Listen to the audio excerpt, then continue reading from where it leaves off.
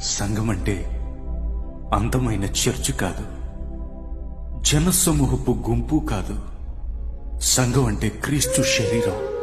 మనమందరం ఆయన శరీరంలో అవయవాలం.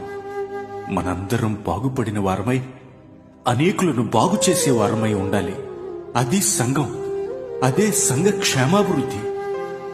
ఈ దినాలలో విస్తారమైన జనం ఉంటే, అందమైన చర్చు ఉంటే అదే గొప్ప సంఘం అంటూ గ్రహింపు లేక సంఘాన్ని విచ్ఛిన్నం చేసే అనేకమైన పరిస్థితులు ఈనాడు సంఘానికి దాపరించాయి.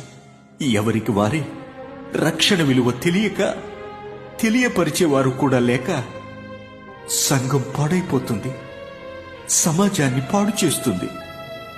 మత్తయి సువార్త 3:16 మనుష్యులు మీ సత్క్రియలను చూసి పరలోకమందున్న తండ్రిని మహిమపరచాలంటే వారి ముందు మీ వెలుగు ప్రకాశింపనీయుడని ప్రభు చెప్పుచున్నాడు.